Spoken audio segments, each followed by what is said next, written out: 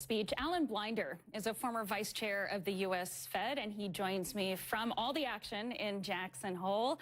Professor Blinder, thank you so much for your time. I wanted to just get your interpretation on Fed Chairman Jerome Powell's speech. I think it was very much a defense of the status quo, which I guess is the status quo path. The path is now that the Fed is now on, and he was giving every indication will continue to be on. I think if you want to place this in the, at the margin, was this hawkish or dovish? I think it was dovish. And whatever you believe about, now, that which does not contradict what I just said about interest rates going up, because the dovishness is about the stopping point. How far do you push this? So if you had to choose between reading this as a little hawkish, though there was a little bit of that, and a little dovish, I think there was more of the latter. There were, and this path that you're referring to is that there are two more planned rate hikes before the end of the year. Now, based on that rate of inflation and Powell's comments that the economy does not seem to be overheating, do you predict the Fed will stick with both of those hikes? Is that how you interpreted Powell's comments? Yes, I think it's likely. The September one is baked in the cake, that's for sure. We're almost there. Things can happen between now and December. That's still a few months away. But I think if the economy keeps trundling along the path on which it's been trundling, a December rate hike of another 25 basis points is quite likely. That's where the Fed will start getting into serious decision-making. How much further, if any, do we want to go? They want to avoid that inverted yield curve, I know, and the potential for recession. I want to kind of switch gears here, sir, because you've probably followed President Trump's tweets criticizing that path to gradually hike rates that his own appointed Fed chair, Jerome Powell, has set the Fed on. How vulnerable do you think this Fed is to political pressure, especially with the high-stakes midterm elections in the U.S. coming up in November? It's a very good question. I think the answer is only modestly, because you ask yourself, what could Trump do to the Fed? He's already appointed Powell instead of some incapable crony of his own, which would not have been a surprise from President Trump. Powell is a good man. He believes in the independence of the Fed. He has said so if necessary.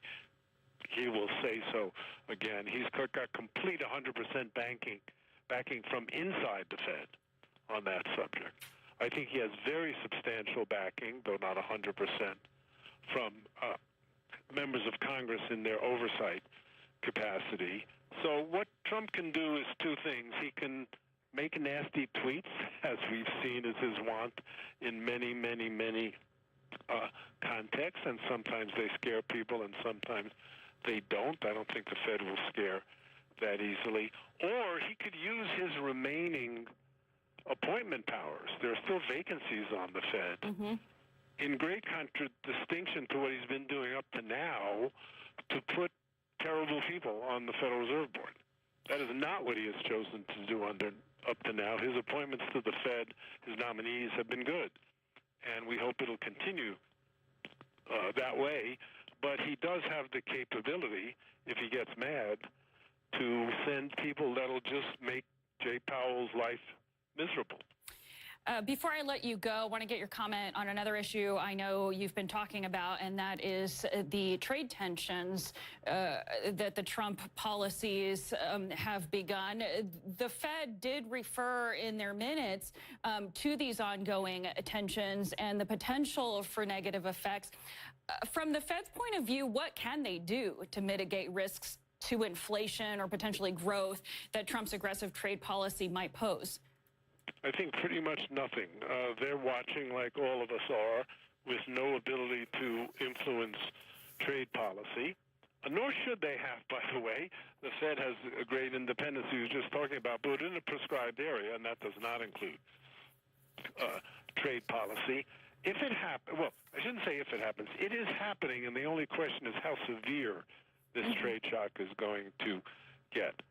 A trade shock is a supply shock to the central bank, so it's analogous to giving them the same dilemma that they have in the old days when oil prices would shoot up. that causes a bit more inflation. In this case, it's a bit more. In the oil shock case way back, it was a lot more. But in this case, a bit more. And it takes a bit of a bite out of growth. Neither one of those is good. And that leaves the Fed with the same dilemma it had back in the oil shock days. Do you expand the economy to make up for the lost growth, or do you try to push against demand to stand against the rise in inflation? That's the kind of choice the Fed will have with a big trade war.